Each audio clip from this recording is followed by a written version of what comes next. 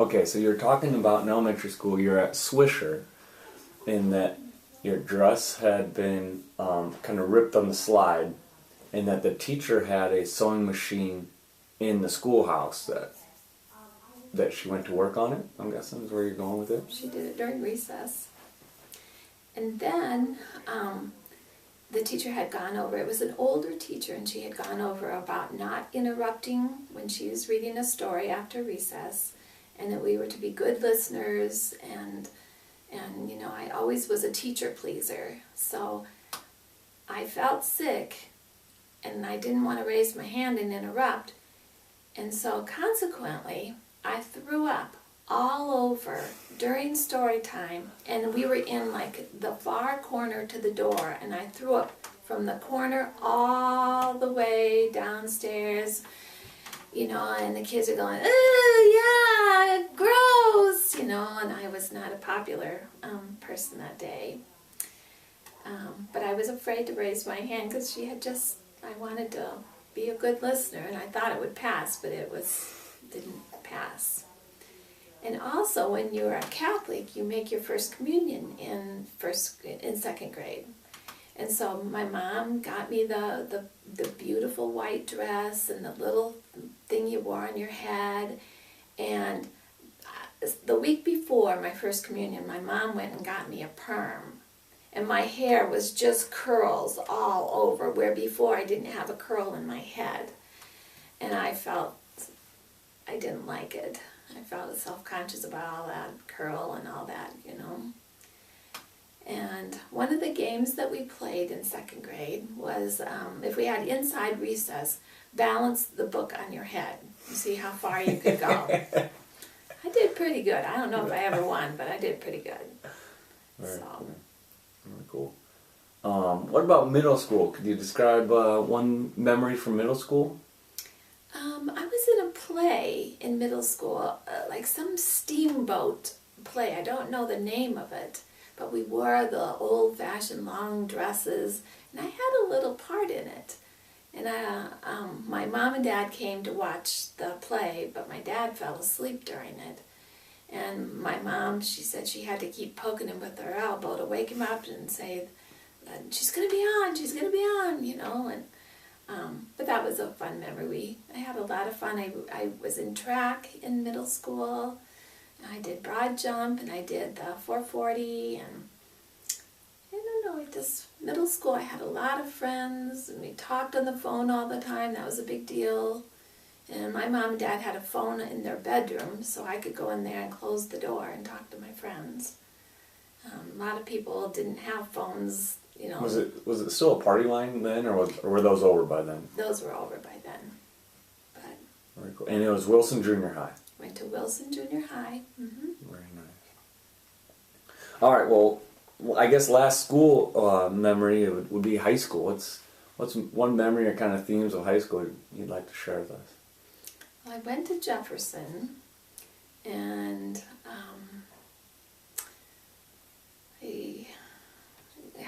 that's when I met Jeff, and so we went to all the games, the football games and the basketball games, and I sang in the choir.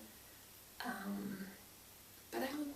Well, could you share the story? Now, I think you told it to me just once or twice about you got in trouble after one of the games because you were at a different door than your parents. Oh, yes. Yes. When you had an out-of-town game, you could go on the bus. And so, you know, you paid, I don't know, $1 or $2 to go on this bus, and they would take you. Well, my mom and dad were supposed to pick me up at, you know, after the game. And we didn't have cell phones back then to tell you when, you know, like, oh, we're coming in, you can come get us.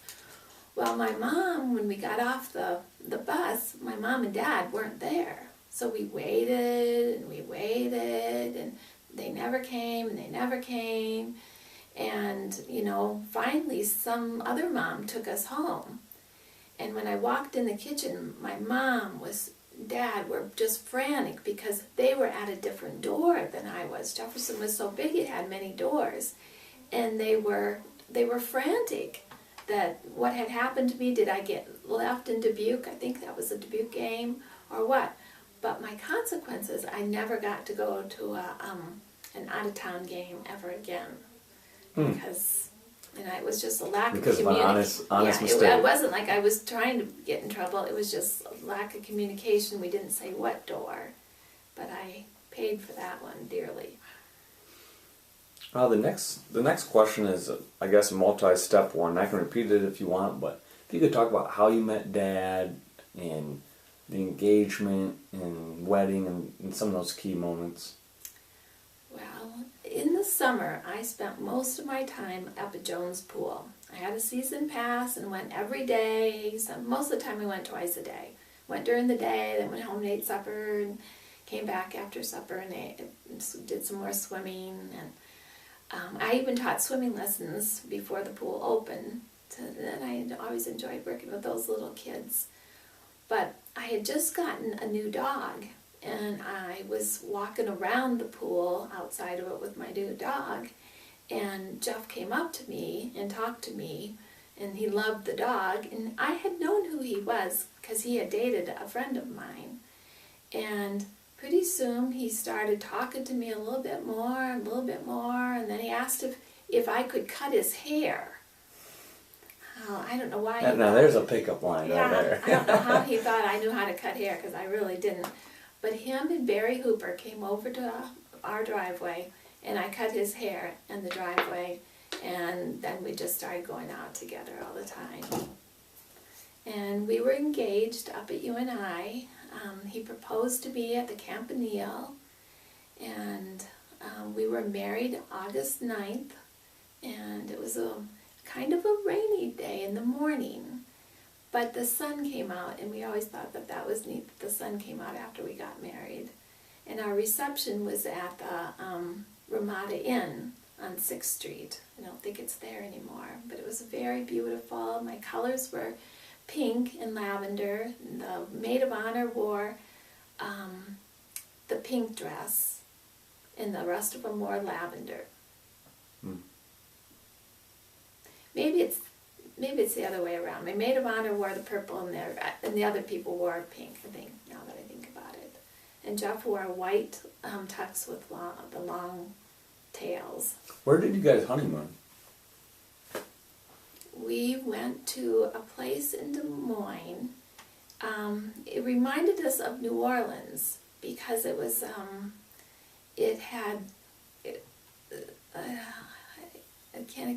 I don't know the name of it, but it was really nice and real romantic because we had gone to New Orleans before, and we knew we couldn't go that far, but it was something very similar to that. It had like the brick floors, and you looked over it, and the tropical plants were all around, and sorry, I can't remember the name of it. I never knew that. I never knew where you guys honeymooned. So. What was your first job?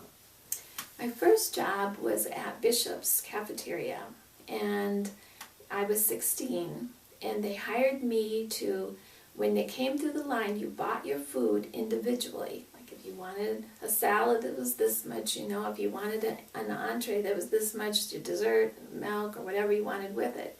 Well, I was the girl at the end of the aisle that rang up how much things cost, and gave you a slip of paper with it on, and then you paid as you left after you got done eating. And one day I was there, and it's a very popular place, and it was very busy on Sundays. And so everybody got a glass of water, and we put them in this, when they came out of the dishwasher, they came out, and then you flipped them onto a tray. Only something happened when I flipped the things, and all 28 of the glasses broke. And it was so loud, and of course it was on one of the busiest Sundays around, and so then we were short on glasses, and I was not in good favor with the boss that day at all, but it was an accident.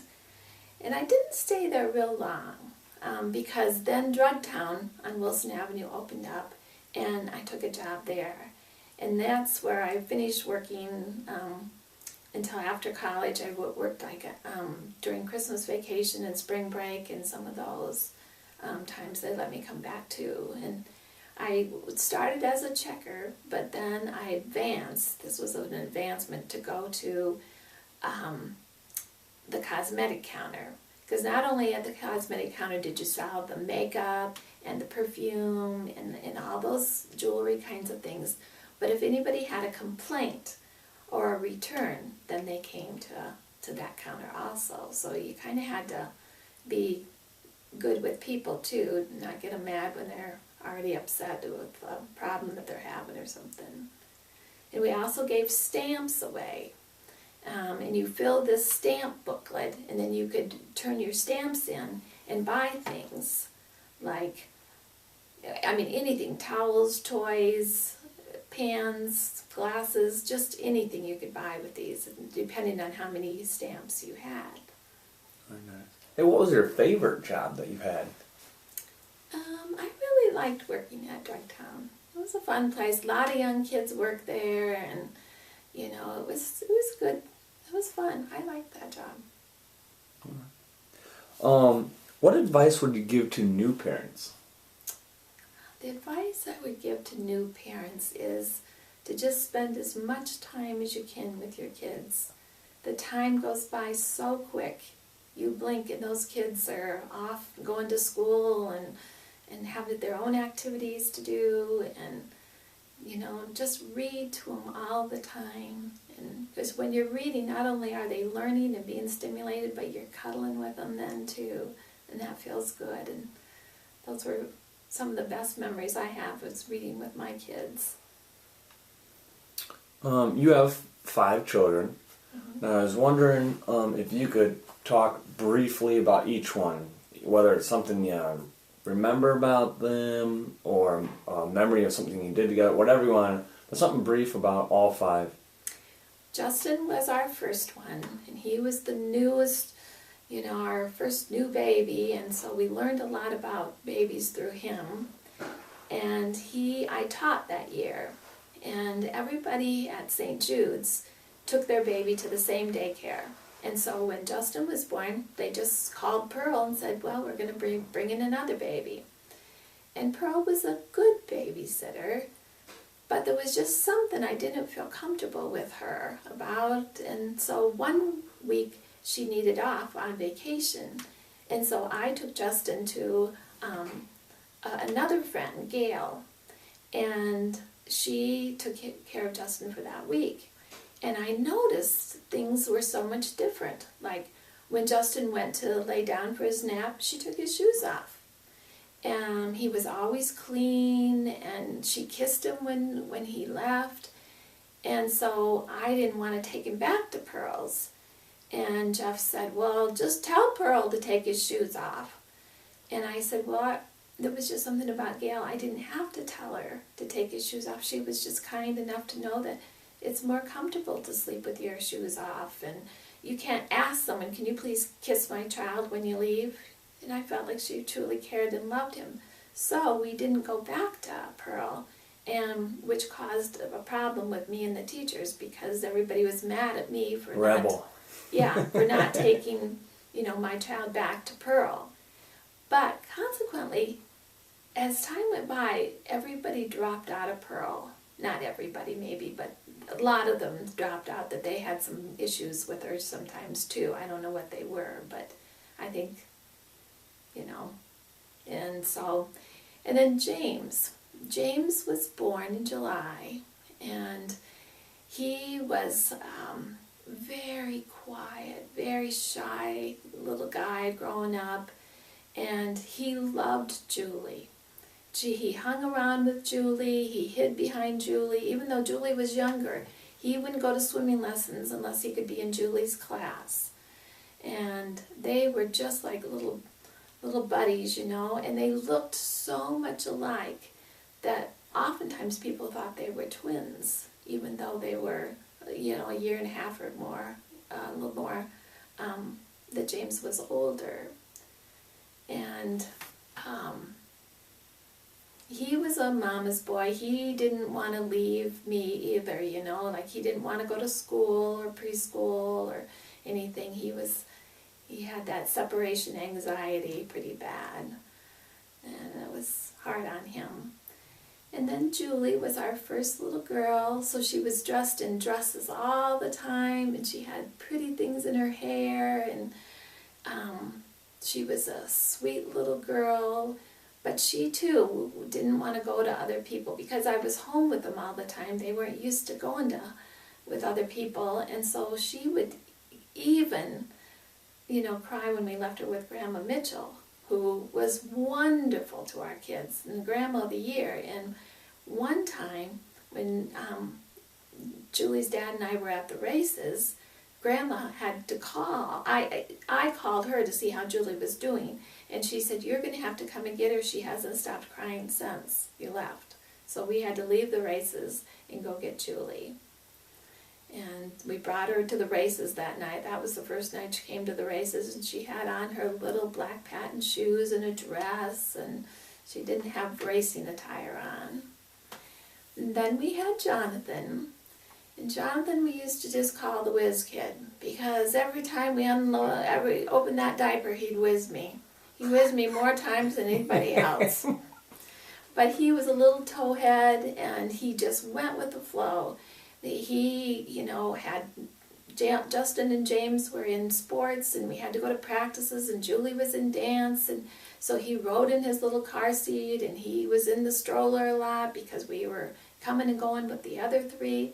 But he was a good little boy. He just went along with it and enjoyed the company wherever he was, and we must have entertained him well because he seemed to not be very fussy about all the comings and goings.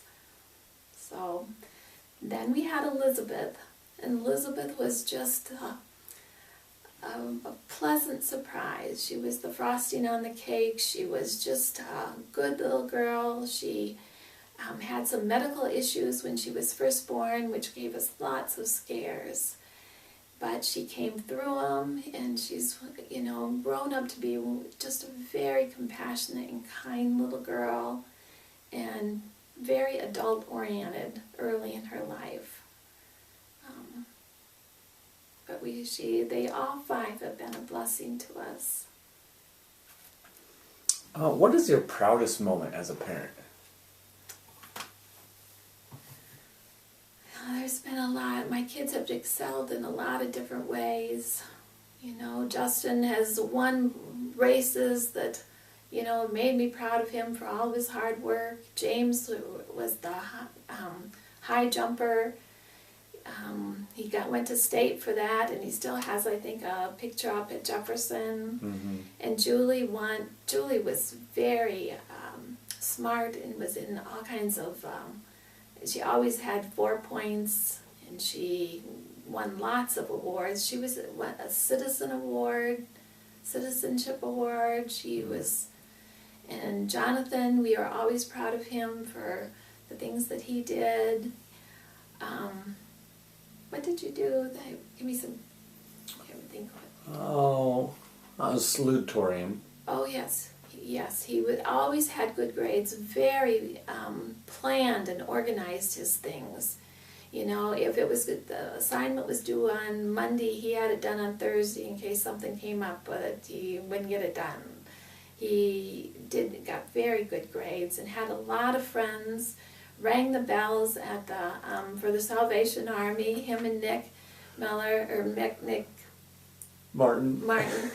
And not only did they ring the bells, but they sang Christmas carols while they were doing it. So I imagine these guys got a little extra money for the holiday joy. Yeah, holiday joy. I imagine they got extra money for their voices. All right. What life advice would you pass along to your children and grandchildren? You talked earlier about, what advice that you got from your parents. What advice would you give to your family? To always stay close to each other. You will have friends, and their friends can be very important and help you out, but friends can come and go, but you will always have your family. You can't get rid of us, and my advice would be to stay close to each one and to support each other in whatever they're going through, good things and bad things, and to not be jealous of good things and and just be around to help when they need them when things aren't so good. What do you want your children and grandchildren to remember about you?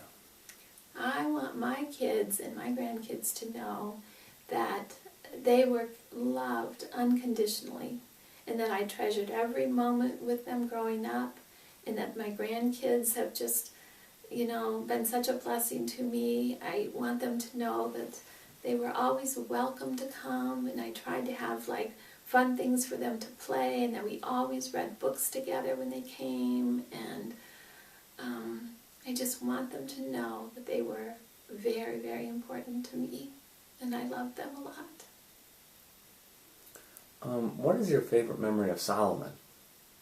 Oh, Solly Bear. He is the surprise boy, and I wrote this in his book, that I never dreamt that he would have red hair, and we never dreamt that he would come so early. That was a surprise too, and that little red hair is so curly. And, when he was born, and I think he still kind of has this trait, he's very serious, and he studies things, and he takes a lot in. And, I think he's going to be just a really smart little boy, because he doesn't just automatically smile or giggle or anything. He has to think about things, and he uses his little head for a lot of things. All right, just two more here, almost done. What would you like to say to your future grandkids?